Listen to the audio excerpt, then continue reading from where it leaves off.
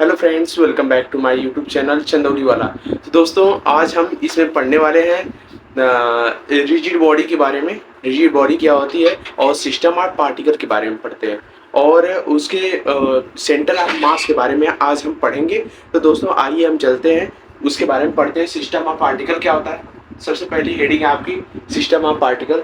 देखिए, suppose that कि एक कोई पार्टिकल लेते हैं, वो गोल पार्टिकल हो या चौड़ा, जिस जिस भी शेप का हो, वो पार्टिकल सबसे पहले लेते हैं। पार्टिकल लेने के बाद हम ये ज्ञात करते हैं कि उसमें सेंटर क्या है। ठीक है, इसमें क्या है कि इस चैप्टर में आपको सिर्फ और सिर्फ सेंटर के बारे में पढ़ना है और रोटेशन मोशन तो आप पढ़ चुके हैं। ठीक है, इसके अलावा आप लिख सकते हैं यहाँ पर रोटेशन मोशन तो है, किस प्रकार से रोटेट करता है। पिछली कक्षाओं में आप लोगों ने पढ़ चुका है कि वो किस प्रकार से मोशन करता है। ठीक है, इसमें भी कुछ पार्ट है उसके बाद उसका, तो इसमें भी पढ़ेंगे। लेकिन इसमें सेंटर ऑफ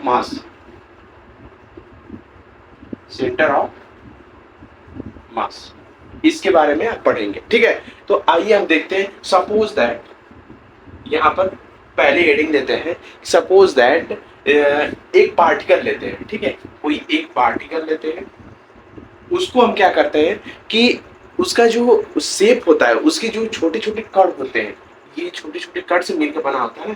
कोई भी पार्टिकल छोटे छोटे कणों से मिलकर बना होता है। ये जो कण होते हैं ये आपस में इक्वल होते हैं। ठीक है, अगर मान लीजिए कोई किसी सरफेस पर ये मोशन कर रहा है, किस सरफेस पर ये मोशन कर रहा है, तो हम इसको मान लीजिए ये गोला है और इसको हम एक और मान लेते हैं ये वर्ग है। ठीक है, इस आकार का कोई पार्टिकल है, मोशन कर रहा है। तो यहाँ हम देखेंगे कि ये जो छोटे छोटे कण इसके हैं, इसी कण ये भी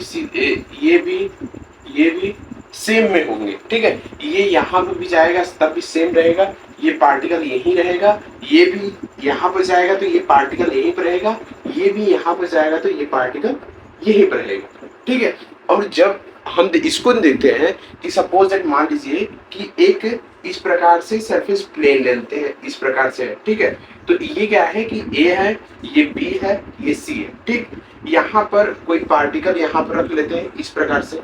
ठीक, एक पार्टिकल रख लिए, तो इसका हम देखेंगे कि ये जो कण, इसके जो छोटे छोटे कण है, ठीक है, ये क्या होंगे कि जब ये मोशन करेगा ऊपर से नीचे की ओर आएगा, तो ये क्या करेगा, इस प्रकार से शेप बनाएगा। देखिए, इसका भी ये जो पार्टिकल है यहाँ से यहाँ भी अगर आ गया ये, देखिए सपोज मान लीजिए ये यहाँ आ गया। ठीक है, तो इसके पार्टिकल यहीं पर रहेंगे, ये जो पार्टिकल है यहीं पर रहेंगे, वो हमेशा चेंज नहीं होंगे।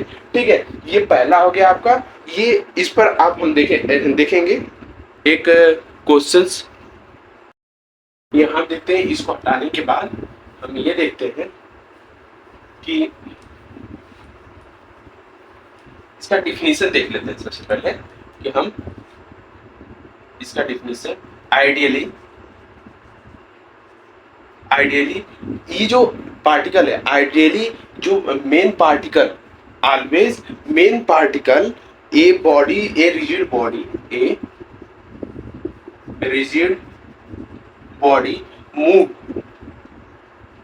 Move that direction,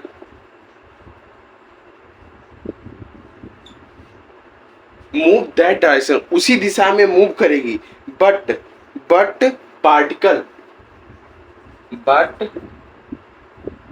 that particle can not change. ठीक है, उसके पार्टिकल नहीं थे, उसका पार्टिकल जो है चेंज नहीं होता, वो डायरेक्शन अपना चेंज नहीं करेगा। ठीक है, और ये पहला हो गया, इसका डिफिनेशन आप लोगों ने देख लिया। और सेकेंड आपका आता है, सेकेंड टॉपिक आपका आता है कि when a particle move a plane कह सकते हैं, या फिर motion can rigid body have. Suppose that मान लीजिए कि इसका तो हम देखेंगे कि किस प्रकार से मूव करेगा, ये वाला। ठीक, यहाँ पार्टिकल रख देते हैं तो ये नीचे की ओर मूव करेगा। ये सपोज दैट मान लीजिए कि दैट पार्टिकल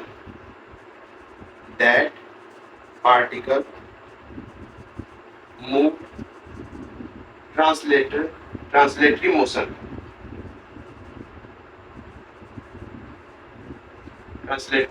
मोशन, ठीक है। ये ट्रांसलेशन मोशन करेगा, ये देखिए जिस प्रकार से एकदम सीधी रेखा में आएगा, ठीक है। और ये सेकेंड और थर्ड आपका है कि ये वेन पार्टिकल, सपोज दैट ये पार्टिकल हो गया, ये वाला जो पार्टिकल है इस वाले स्थान से, ये सपोज दैट मान लीजिए एक गोला है, ठीक, एक गोला है। जब इसको हम देखते हैं कि जब ये वाला पार्टिकल कि धीरे धीरे नीचे मोशन करेगा तो उसके जो छोटे छोटे पार्टिकल है, छोटे छोटे कण हैं, वो क्या होंगी कि एकदम सीधी रेखा में सेम वही डायरेक्शन में चलते चले आएंगे। और हम देखते हैं कि जब एक गोला रहेगा, जब ये गोला है, जब उसके पार्टिकल मूव करेंगे तो वो गोला क्या होगा कि मूव करते हुए ऐसे गिर जाएगा, ठीक है, मूव करते हुए ऐसे ऐसे मूव करते हुए नीचे आएगा, ठीक है। ये देखिए अगर नीचे आएगा, इसके पार्टिकल ये है, एक पार्टिकल ये हो गया, ठीक है। इसके देखिए मान लीजिए ये है, ये P1 है, और ये यहाँ पे एक हो गया P2, ठीक है।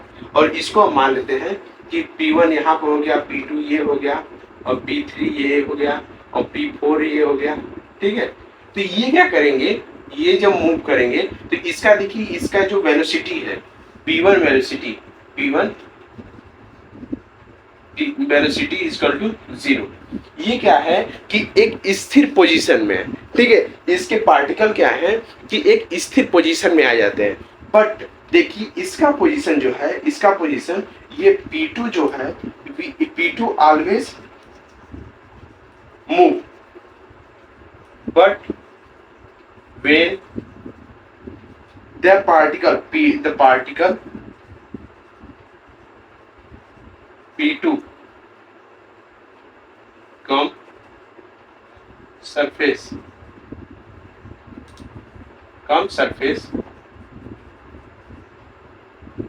तब क्या होगा, P2 का जो है, P2 का जो वेलोसिटी है वो 0 हो जाएगा, ठीक है। जब ये P2 नीचे की ओर आएगा, जब इस प्रकार से ये टर्न करेगा, घूमेगा, तो ये P2 नीचे आएगा और P1 ऊपर जाएगा। हमेशा इसका जो वेलोसिटी है, हम ये कह सकते हैं कि इसको हटाकर हम इसको हटा देते हैं, इसको हटाकर इसको हम कह सकते हैं कि द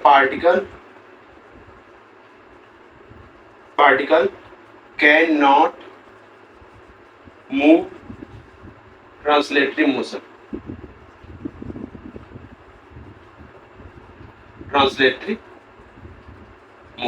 ठीक है। ये मूव ट्रांसलेटरी मोशन में मूव नहीं कर सकता, ठीक है। ये वाला पार्टिकल है, ये वाला इस प्रकार से, ये वाला इस प्रकार से, ठीक है। इतना आप लोग को समझ में आएगा। इसको हटाते हैं और आगे देखते हैं, ठीक है। इसके बाद आता है हम लोग का कि जब कोई पार्टिकल जो हो वो एक ही एक्सिस के चारों तरफ घूमता हो, एक एक्सिस के अराउंड में वो घूमता हो, जिस प्रकार से फैन हो गया हम लोग का। फैन क्या है कि किसी एक ही एक्सिस के चारों तरफ वो रोटेट करता रहता है, ठीक है। उसके पार्टिकल किस प्रकार से मूव करते हैं, आइए हम देखते हैं उसको, ठीक है। ये आपका चौथा टॉपिक है, ठीक, कि when particle move around axis. ये चौथा टॉपिक है आपका, when a particle move around a axis, ठीक है। एक ही एक्सिस के अराउंड में जो मूव कर रहे हैं, सपोज दैट मान लीजिए ये है, ठीक है, ये आपका है, और ये मूव कर रहा है इस प्रकार से, ठीक है, ये इस प्रकार से, और ये मूव कर रहा है ऐसे ऐसे ऐसे मूव कर रहा है, ठीक है। तो हम क्या कर सकते हैं, कोई भी मान लीजिए कोई एक्सिस यही है, ये एक्सिस के चारों तरफ ऐसे मूव कर रहा है, ठीक, इस एक्सिस के चारों तरफ मूव कर रहा है इस प्रकार। तो इसके पार्टिकल क्या होंगे, देखिए एक मान लीजिए ये पार्टिकल है, तो यहाँ से इस प्रकार से ऐसे घूमेगा, ठीक है। अगर मान लीजिए कोई एक एक्सिस है इस प्रकार से, अगर हम ऊपर से देखते हैं कि ऊपर से देखते हैं तो एक एक्सिस यहाँ पे आता है, बीच से ऐसे निकला होगा, ठीक, इस प्रकार से निकला होगा, और ये पार्टिकल जो है इसके चारों तरफ ऐसे मूव कर रहा है, ठीक, इस प्रकार से ऐसे ऐसे ऐसे ये मूव कर रहा है ऐसे, ठीक है, ये मूव कर रहा है चारों तरफ।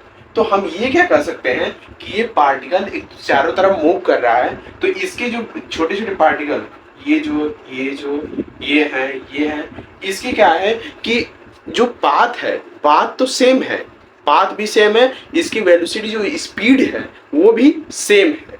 जिस प्रकार से हम लोगों ने पढ़ा इसका वाला कि जो रिजिड बॉडी होती है, जो एक रिजिड बॉडी, वो ये भी रिजिड बॉडी होती है, ठीक है, सब रिजिड बॉडी होती है। वो देखिए रिजिड बॉडी उसको कहते हैं कि जब कोई पार्टिकल, कोई भी हम ऐसी वस्तु हो जिसको दबाने पर वो दबे नहीं, उसके पार्टिकल में कोई भी डिफरेंस ना है, ठीक है, वो पार्टिकल है। देखिए ये वाला है, इसको हम दबाते हैं, कितना भी तेज दबाएंगे लेकिन ये क्या करेगा, ये दबेगा नहीं, ये क्योंकि रिजिड बॉडी है। क्या है?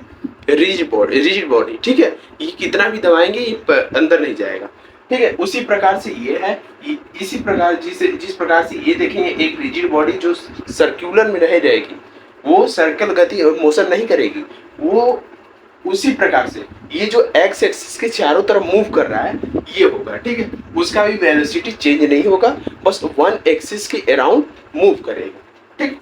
आप लोगों को समझ में आ गया ये वाला, ठीक है, इस प्रकार से मूव करेगा, ऐसे ऐसे मूव करते हुए निकलेगा। और इसके बाद चौथा टॉपिक हो गया, और पांचवा टॉपिक आता है कि सपोज एंड मान लीजिए कि ये एक एक्सिस के चारों तरफ घूम रहा है। अगर मान लीजिए कि हम कह दें कि ये तीन एक्सिस आप लोगों ने पढ़ा है ना, X axis, Y axis, Z axis. अगर एक्स एक्सिस के चारों तरफ मूव कर रहा है जब कोई पार्टिकल, तो किस प्रकार से हम उसको इंडिकेट करते हैं, ठीक है, आइए उसको हम जान लेते हैं। हम ये when a particle move around x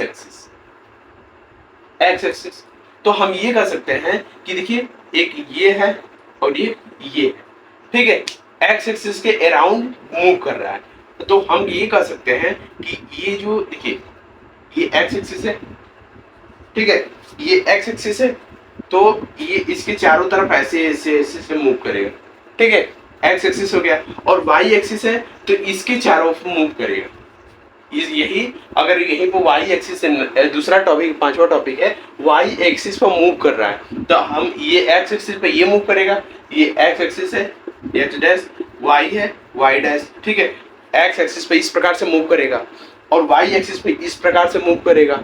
और जेड एक्सिस क्या होती है?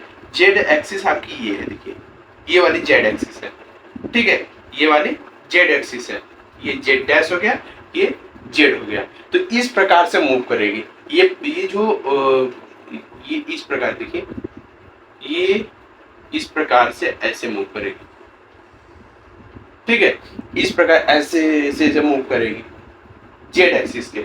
अगर सपोज देन मान लीजिए कि हमको दे दिया ये तीनों है, देखिए एक्स एक्सिस, वाई एक्सिस और जेड एक्सिस,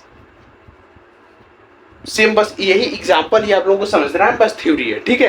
ये एक्स एक्सिस के चारों तरफ मूव करेगा, एक्स एक्सिस के चारों तरफ मूव करेगा, तो वो पार्टिकल जो है, पार्टिकल उसका जो पार्टिकल का डायरेक्शन है वो तो हमेशा चेंज होता रहता है, लेकिन उसका जो प्लेस है, स्थान है, उसका जो जो हम थिंग्स लिए, जो सब्सटेंस लिए हैं, उसका जो ये स्थान है वो हमेशा चेंज नहीं होता रहेगा, उसका बस डायरेक्शन चेंज होता रहेगा। देखिए ये वाला डायरेक्शन इधर जा रहा है, फिर ऐसे घूमकर इधर जाएगा, तो उसका डायरेक्शन चेंज होगा बट उसका प्लेस चेंज नहीं होगा, ठीक है। यहाँ आप लोगों ने समझ लिया। उसके बाद आगे चलते हैं।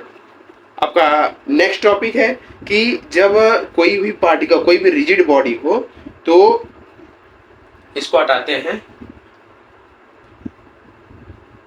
इसको हटाने के बाद समझते हैं, कोई भी रिजिड बॉडी, ठीक है, वो जब एक ज्वाइंट होकर मूव करेगी, किस प्रकार से मूव करेगी, ठीक है। तो आइए देखते हैं कि एक होता है, दो प्रकार से होता है कि अगर हम, अगला टॉपिक डाल लीजिएगा आप लोग, कि अगर हम किसी भी वस्तु को इस प्रकार से ऐसे फेंकते हैं, ठीक है, पीछे हम लोगों ने कि प्रोजेक्टाइल मोशन के बारे में पढ़ा, तो उसमें ये आया था, ठीक है, प्रोजेक्टाइल मोशन में आया था ये। तो हम ये कर सकते हैं कि मान लीजिए ये इस प्रकार से ये वस्तु है, ठीक है, ये लंबी लंबी वस्तुएं हैं, इस प्रकार से है, इस प्रकार से है, इसको हम ऐसे फेंकते हैं, ठीक है, यहाँ से होते हुए ऐसे होते हुए यहाँ तक आता है आपका, ठीक, ये यहाँ तक आता है। तो हम ये देखते हैं कि ये इस प्रकार सीधे, ये आपस में ये ट्रांसलेटरी मोशन बस कर रहा है।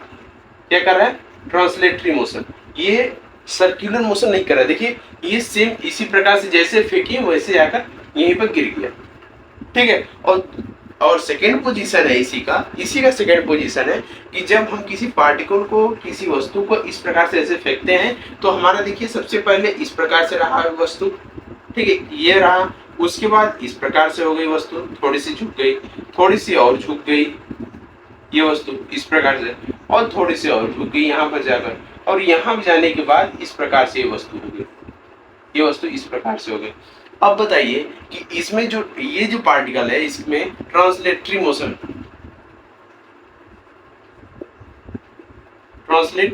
हो रहा है। ये क्या कर रहा है, डायरेक्शन हमेशा, ये जो डायरेक्शन है इसका कि ये इधर से इधर जा रहा है, और ये जो ट्रांसलेटरी मोशन नहीं कर रहा है।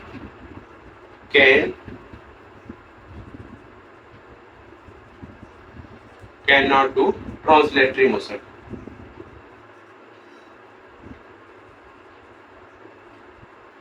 बट ये ट्रांसलेटरी और ये रोटेशन भी कर रहा है, रोटेट भी हो रहा है, ठीक है, रोटेशनल मोशन। ये क्या हो रहा है, ये अपने आप को चेंज भी कर रहा है, यहां से जाकर यहां पर रोटेट भी कर रहा है, ठीक है। ये ट्रांसलेटरी मोशन कर रहा है, सीधे सीधे जा रहा है, ये आपस में एक दूसरे को चेंज करते हुए जा रहा है, ठीक है। ये आप कहोगे ये दो पोजीशन था आपका, बस सिर्फ इतना समझ लीजिए और अपने बुक से, ठीक है। अगर आपको लिखना होगा, ये समझ बस थ्योरी है, कुछ है नहीं इसमें। अगर आपको लिखना होगा तो अपने बुक से लिख लीजिएगा, नहीं तो इसमें बस थ्योरी बस समझना है, ठीक है। वो आपको क्वेश्चन जब आएगा, ये सेंटर ऑफ मास का क्वेश्चन अभी कुछ देर में आने वाला है, तो उसमें आपको बताएंगे किस प्रकार से क्वेश्चन करना है। बस इसमें ज्यादातर थ्योरी है, थ्योरी बस समझना है, आप लोग समझ लीजिए, ठीक है। तो ये देखिए ये हो गया। उसके बाद आगे हम चलते हैं, अगला टॉपिक आपका आता है कि सेंटर ऑफ मास क्या होता है। व्हाट इज सेंटर ऑफ मास। जिस प्रकार से हम मीन निकालते हैं, मैथ पढ़े होंगे आप लोग जो पढ़ते हैं, तो उसमें मीन निकालना पड़ता है ना, कि मीन क्या होता है। किसी भी संख्या का मीन यानी बीचों बीच जो होता है, तो मध्य वाला भाग जो होता है उसको क्या कहते हैं, मीन कहते हैं। उसी प्रकार से इसमें सेंटर ऑफ मास निकाला जाता है। कोई भी वस्तु हो उसका एक मध्य बिंदु होगा। जिस प्रकार से इसको देखिए, अगर इसको हम यहाँ पर रखते हैं तो गिर जाएगा, ऐसे गिर जाएगा, ठीक है। यहाँ पर रखते हैं तब भी गिर जाएगा। इसका एक सेंटर होगा, कहीं ना कहीं सेंटर होगा ही।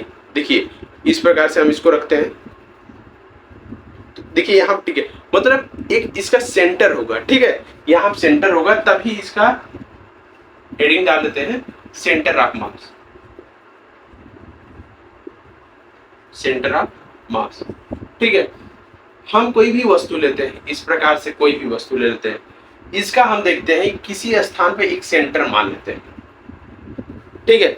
आप लोगों ने सर्कस में देखा होगा कि सर्कस में जो सर्कस दिखाने वाला होता है, वॉलीबॉल को, ऐसी बहुत बड़ी बड़ी चीजों को अपनी उंगलियों पर रख लेता है।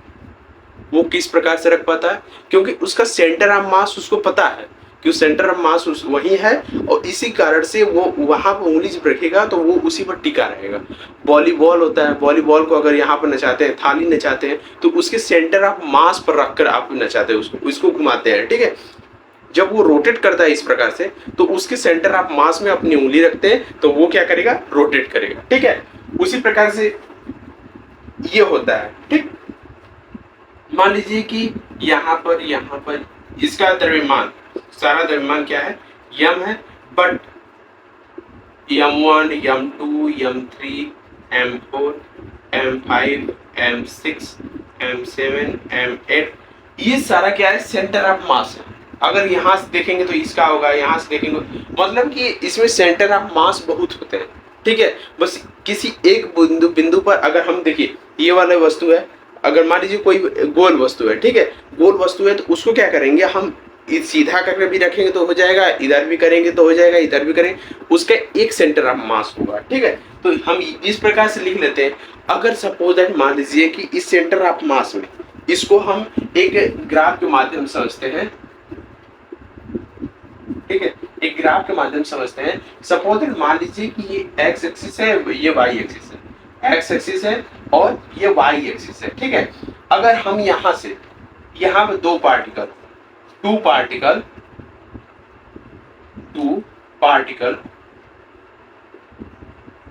मूव टुगेदर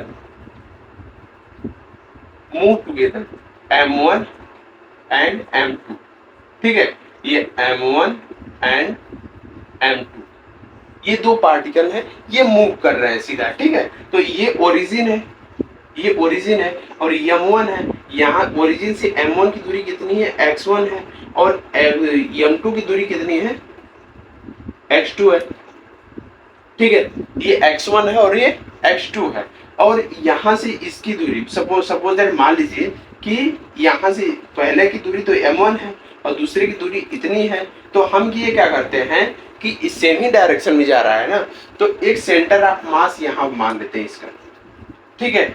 अगर सपोज मान लीजिए ये एक रेखा है यहाँ पर, तो हम इसका सेंटर ऑफ मास यही मानेंगे, एकदम बीचों बीच वाला। उसी प्रकार से यहाँ ये है m1 है, यहाँ m2 है, उसका सेंटर ऑफ मास मान लीजिए सपोज दैट c है, और ओरिजिन से सेंटर ऑफ मास की दूरी x है, ठीक। ओरिजिन से सेंटर ऑफ मास की दूरी x है, तो हम ये क्या करते हैं कि सेंटर ऑफ मास निकालने के लिए तो x इक्वल टू, इसका फार्मूला होता है, फार्मूला यहाँ पे लिखते हैं इसको हटाकर कि x equal to m1 x1 plus m2 x2 upon m1 plus m2। इसका ये होता है कि अगर किसी भी रेखा का हम लोगों ने एक लाइन, जो रेखा हम लोगों ने पढ़ा है, एक लाइन का हम लोगों ने देखा है कि जब उसका माध्य बिंदु निकालना होता है, उसके बीच की दूरी निकालनी होती है, तो हमारा यही फार्मूला होता है ना कि x2 माइनस x1 का whole square plus y2 minus y1 का होल स्क्वायर, ये होता है मैथ में आपका यही फार्मूला होता है ना उसके बीच की दूरी निकालने के लिए। अगर हम इसको देखिए कि अगर मान लीजिए कि ये वाली इसका पॉइंट दिया हुआ है, इसका भी पॉइंट दिया हुआ है, तो हम यही फार्मूला लगाकर उसको निकालते हैं, ठीक है, यही फार्मूला लगाकर उसको हम निकालते हैं। तो देखिए एक्स एक्सिस पर अगर रहेगा वो पार्टिकल, जो दो पार्टिकल हैं m1 द्रव्यमान का और m2 मास का, और वो क्या होंगे एक्स एक्सिस पे हैं, तो हमारा ये फार्मूला रहेगा कि m1 x1 plus m2 x2 upon m1 m2। अगर दो पार्टिकल रहेंगे तब, सिर्फ और सिर्फ दो पार्टिकल रहेंगे तब ये वाला फार्मूला लगेगा। अगर यही y एक्सिस पे है, ठीक है, ये अगला आता है कि व्हेन पार्टिकल y एक्सिस पे है, तो y equal to m1 y1 plus m2 y2, ठीक है, m2 y2 upon m1 plus m2, ये y एक्सिस का हो गया। अगर सपोज देन मान लीजिए ये z एक्सिस दे दिया हो, यहाँ पर ये z एक्सिस है, तो इसका क्या होगा कि यहीं पर क्या होगा, ये यहाँ पर लिखते हैं इसको हटाकर कि z equal to m1 z1 plus m2 z2 upon m1 plus m2, ठीक है। ये हमारा हो गया x y और z एक्सिस का, ठीक है, ये हम लोग का तीनों हो गया।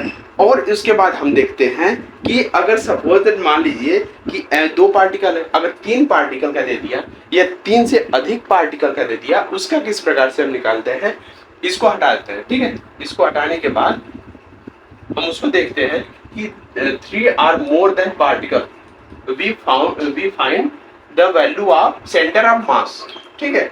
सेंटर ऑफ मास की वैल्यू निकालते हैं, यहां पे देखिए सेंटर ऑफ मास, ठीक।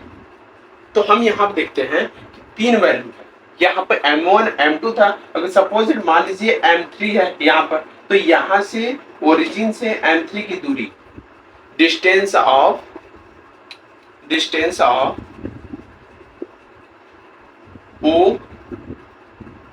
o डैश, यहाँ मान लीजिए o dash equal to x3, ठीक है।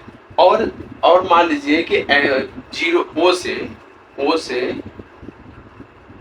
से m1 की, इसको m3 मान लीजिए, ठीक है, m3 o से m1 की दूरी कितनी है, x1 है, o से m2 की दूरी कितनी है, x2 है।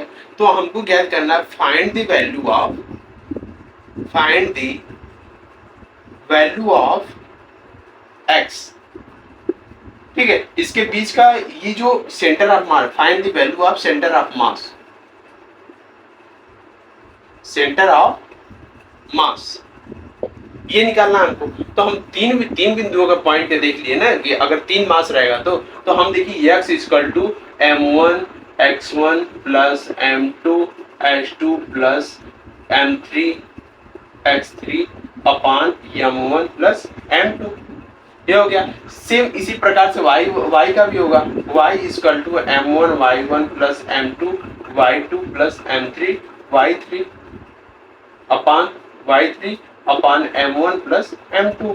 अगर z एक्सिस पर रहेगा तो m1 z1 plus m2 z2 अब प्लस m3 z3 अपान m1 प्लस m2, ये हो जाएगा।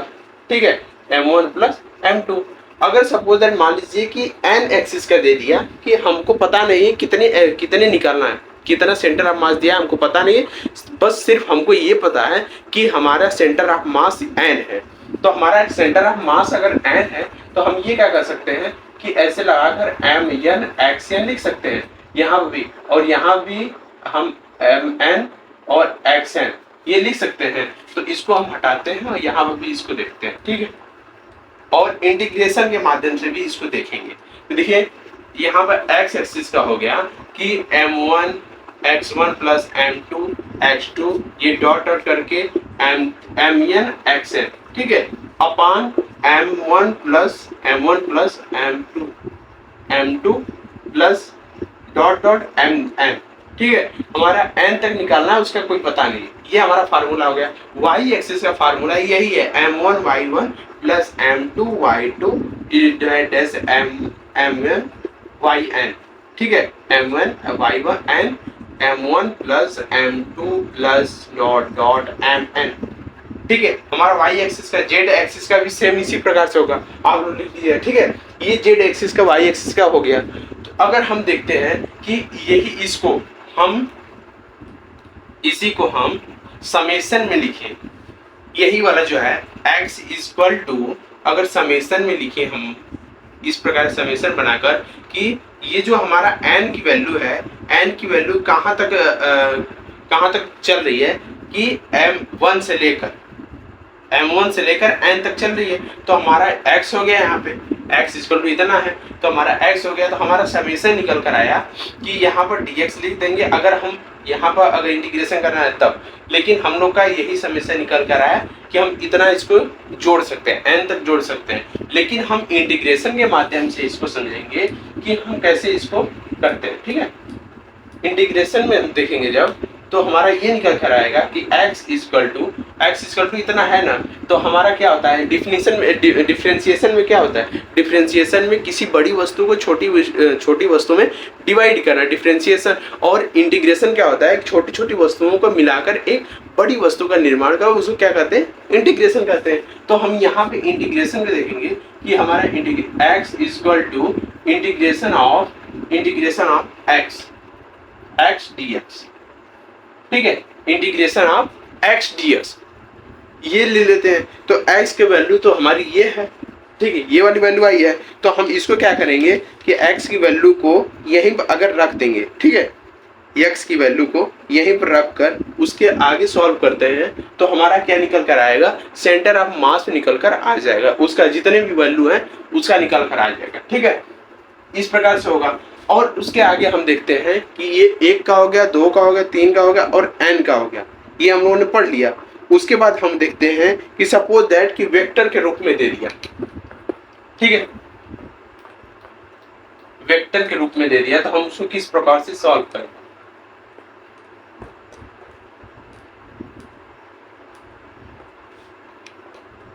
सपोज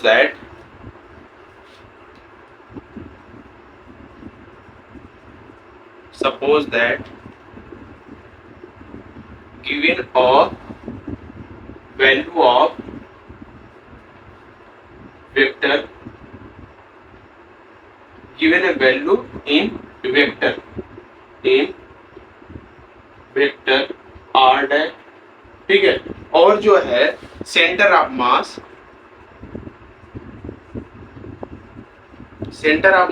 r है, ठीक है। तो हमको क्या दिया है कि r की वैल्यू हमारा दिया है यहाँ पे कि xi1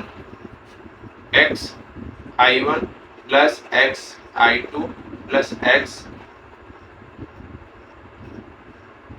सब यहाँ पर जो हमारा r दिया है, r क्या है, वेक्टर है ना, हमारा वेक्टर है r, तो r की वैल्यू हमारी हो जाएगी कि यहाँ पर देखिए, यहाँ पर x एक्सिस पर लिया गया है ना, x एक्सिस पर लिया गया है, तो हमारा यही होगा x1 r की वैल्यू, वेक्टर r की value x1i plus x2y plus x3y।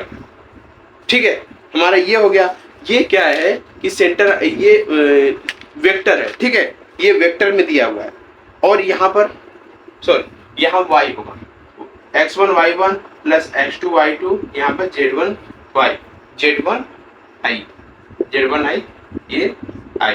ठीक है, r की वैल्यू क्या है, हमारी r की वैल्यू ये जिस प्रकार से x1 i plus y i plus 2i z i के y i plus z i इस प्रकार से दिया हुआ है, सेम उसी प्रकार से इसका भी देगा कि equal to x i plus y j plus z के वेक्टर।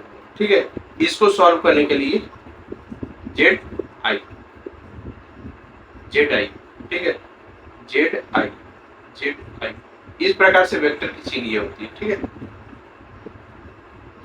इस प्रकार से बना लेते हैं। अब इसको जो सॉल्व करना होता है कि हमारे r की वैल्यू, हमारी r की वैल्यू जो ये क्या है, हमारी r की वैल्यू सेंटर ऑफ मास है। क्या है, r की वैल्यू है सेंटर ऑफ मास, और सेंटर ऑफ मास को हल सॉल्व करने के लिए हम ये करते हैं कि r की वैल्यू इक्वल टू कर देंगे, सेंटर ऑफ मास की क्या है कि r इक्वल टू x की वैल्यू कर देंगे यहाँ पर। ठीक है, तो हमारा क्या निकल कर आएगा कि r हो जाएगा, और यहाँ पर मास कितना है, हमारा मास था ना m1i1 यही था ना, तो हम क्या करेंगे m1i अपान, ठीक है, यहाँ इसको समेशन के रूप में लिख लेंगे, समेशन के रूप में i की वैल्यू कितने है, r है। ठीक है, ये इसकी वैल्यू कितनी है, r है, वेक्टर इतना, और समेशन के रूप में इसको लिख देंगे। ठीक है, समेशन m1r और अपान mi इसको कर लीजिए नहीं तो। ठीक है, इसके हिसाब से जो जिस प्रकार से आप इसको माने हैं उसी प्रकार से लिखकर आप यहाँ पर सॉल्व कर सकते हैं।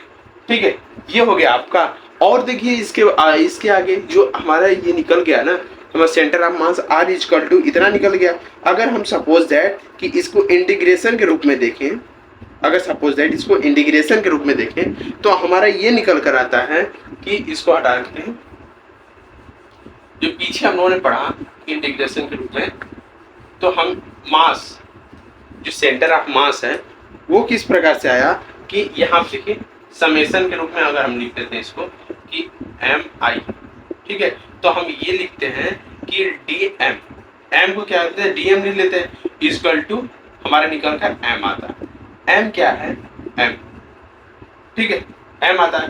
और दूसरा क्या होता है कि अगर हमारा ये निकल कर आता है x, यहाँ पर x रखते हैं mix, हमारा यहाँ पर क्या है mix। अगर सपोज मान लीजिए यहाँ समेशन में इसको समेशन लिखते हैं डेल्टा mi, ठीक है, और x, तो इसका हम सॉल्व करेंगे, जब सॉल्व करेंगे तो हमारा ये आएगा, देखिए m1 xi है तो हमारा x यहाँ पर हो जाएगा, x यहाँ पर, तो हमारा निकल के क्या आएगा x आएगा। ठीक है, हमारे यहाँ पर क्या निकल कर आ गया, x आ गया। तो हमारा x एक्सिस, y एक्सिस और z एक्सिस पर जब हम देखेंगे तो 1 अपान, देखिए x एक्सिस पर अगर हम देखते हैं इसको हटाकर m axis, x axis, y axis और z एक्सिस, इस पर हम देखते हैं तो हमारा क्या निकल कर आया है कि हमारा तो पहला m निकल कर आया, m, ठीक है, हमारा m क्या है कि इसका सेंटर ऑफ मास का ये वैल्यू दिया गया है। ठीक है, तो m1 x हो जाएगा, ये जो हमारे निकल कर आया है, x की वैल्यू क्या हो जाती है, हो जाएगी 1 अपान m और x dx। ठीक है, ये हमारा निकल कर आ गया, ये हमारा निकल कर आ जाएगा। और उसके बाद सॉरी इसका dm के एक क्रॉस में करते हैं ना, तो यहाँ पर dm होगा। ठीक है, y एक्सिस से क्या होगा 1 अपान m y dm। ठीक है, Y D M Y axis पे होगा, ये वाई एक्सिस पे होगा, और ये वाला क्या होगा 1/m जेड डी एम, इस प्रकार से होगा। ठीक है, ये हम लोगों ने समझ लिया किस प्रकार से हम इंटीग्रेशन में करके हम उसको सॉल्व कर सकते हैं। ये जो सेंटर ऑफ मास है, सेंटर ऑफ मास इस प्रकार से सॉल्व कर सकते हैं। अगर हम आगे इसके देखते हैं, इसके जस्ट आगे हम देखें तो हमारा सपोज मान लीजिए कि आर की वैल्यू, अगर आर जो है सेंटर ऑफ मास जो है अगर ओरिजिन पे हो जाए, सेंटर ऑफ मास ओरिजिन पे हो, तो हमारा क्या होगा, ये जो सेंटर ऑफ मास की वैल्यू है जो जीरो हो जाएगी। अगर ओरिजिन पर रहेगा तो वो उसका शेप जो है बहुत छोटा हो जाएगा, और बहुत शेप जो छोटा होगा उसका जो सेंटर ऑफ मास है वो बहुत छोटा हो जाएगा। तो हमारी वैल्यू कितनी आएगी, जीरो के इक्वल आएगी, is equal centre of mass equal इसको इक्वल जीरो। ठीक है, आर इक्वल टू जीरो निकल कर हमारा आएगा। ठीक, इतना आप लोगों ने समझ लिया। और उसके बाद आता है आपका ये कि सेंटर ऑफ मास हो गया जब, और इसके आगे टॉपिक आता है कि हम किस प्रकार से इसका सेंटर ऑफ मास की वैल्यू रख रख के हम देखिए, जिस प्रकार से हम देखे है ना, सपोज इस पर एक तो क्वेश्चन आइए देख लेते हैं, उसके बाद आगे बढ़ते हैं। एक तो क्वेश्चन देखने के बाद हमारी वैल्यू कितनी आई है, x इक्वल टू, इसको हटाने के बाद हम देखते हैं कि हमारी x एक्सिस पर अगर सपोज दैट मान लीजिए कि हम लोग यही माने थे कि ये ओरिजिन है, ये m1 है, ये m2 है, ये y एक्सिस है, y एक्सिस x एक्सिस है। अगर मान लीजिए m1 की वैल्यू 5 kg है, 5 kg, और इसकी वैल्यू 10 kg है, और इसके बीच की दूरी सपोज मान लीजिए इसकी बीच की दूरी यहाँ से यहाँ तक की दूरी, हमको सेंटर ऑफ मास निकालना है, x की वैल्यू, ये x की वैल्यू x है, और x1 की वैल्यू कितनी है, मान लीजिए कि 1 मीटर, 1 मीटर। ठीक है, और x2 की वैल्यू कितनी है, x2 इक्वल टू 2 मीटर। ठीक है, तो हमारा x एक्सिस पे है ना, तो x एक्सिस का फार्मूला हम लोगों ने पढ़ा, x equal to m1 x1 plus m2 x2 upon m1 plus m2, यही हम लोगों ने पढ़ा कि x equal to m1 x1 है।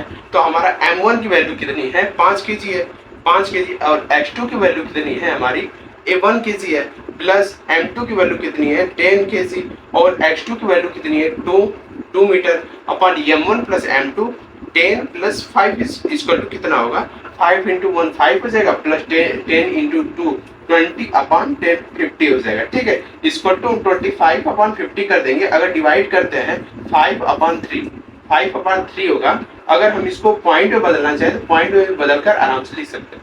ठीक है, तो हमारा ये सेंटर ऑफ मास कितना है ये निकल आएगा। ठीक है, अगर हम इसको सॉल्व करते हैं तो 3 1 3 यहाँ पर हो जाएगा 0.666। ठीक है, 1.666 इसका सेंटर ऑफ मास निकलकर यहाँ पर आ जाएगा। हम लोग देखिए क्या है, सबसे बीच में हम लोगों ने क्या देखा कि ये यहाँ से यहाँ तक की दूरी 2 मीटर है, और यहाँ से यहाँ तक की दूरी 1 मीटर है।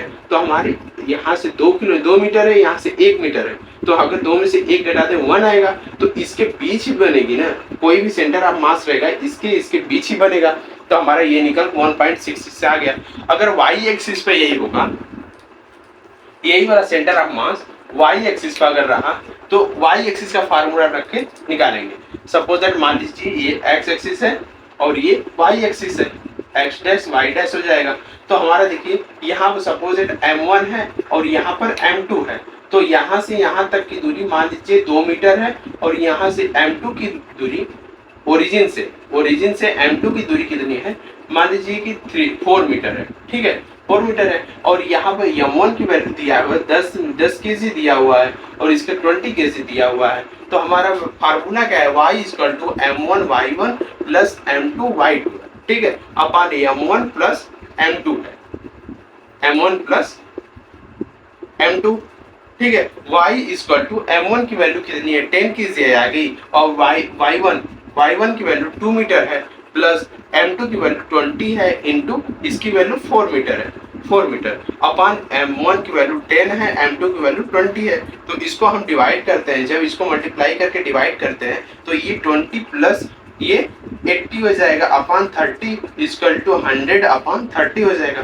अगर इसको डिवाइड करते हैं 0 0 करते हैं 10 अपान 3 हो जाएगा 3.66 ये हमारा निकल कर आ गया, ठीक है 3.6 से, यानी x इसका सेंटर ऑफ मास कितना है, y एक्सिस पर हमारा सेंटर ऑफ मास 3.66 पर सेंटर ऑफ मास निकल कर आ गया, ठीक है ये हमारा आ गया। अगर x एक्सिस पर देख लेते हैं, x एक्सिस पर क्या होगा, तो x एक्सिस का फार्मूला लगेगा, ठीक है इसी पे देखिए देखते हैं कि सपोज मान लीजिए ये x एक्सिस है, ये y एक्सिस यहाँ पर निकल कर आ गई, ये y एक्सिस है, ये z एक्सिस का फार्मूला लगेगा। तो सपोज मान लीजिए ये m1 है, यहाँ पर m2 है, इसकी ओरिजिन से m1 की दूरी कितनी है, मान लीजिए 3 मीटर है, और m2 की दूरी क्या है 5 मीटर है, m1 की वैल्यू 10 है और इसकी 50 है, ठीक है। तो हमारी z इक्वल टू क्या होगा, m1 z1 plus m2 z2 upon m1 plus m2 हो जाएगा। तो z इक्वल टू m1 क्या होगा 10 होगा, इंटू z1 कितना होगा 3 प्लस m2 50 हो जाएगा, इंटू 5 हो जाएगा, अपॉन 10 प्लस 50 हो जाएगा। z इक्वल टू 30 हो जाएगा, प्लस 75 अपॉन 25, ठीक है 25। अगर हम जोड़ दें यहाँ पर 105 अपॉन 25 आएगा, तो यहाँ से 21 बार कटेगा, 21 इंटू 5 करेंगे तो 105 आएगा। तो यहाँ पर हम क्या करेंगे 5 से काट देंगे तो 21 अपॉन 5 आ जाएगा, ठीक है। तो हम इसको डिवाइड करेंगे 4.2 के करीब आएगा, ठीक है। तो हमारा सेंटर ऑफ मास कितना है, x की वैल्यू यहाँ सेंटर ऑफ मास आ जाएगा 4.2 आ जाएगा, ठीक है। हम लोगों ने ये देख लिया किस प्रकार से सेंटर ऑफ मास निकलता है, ठीक।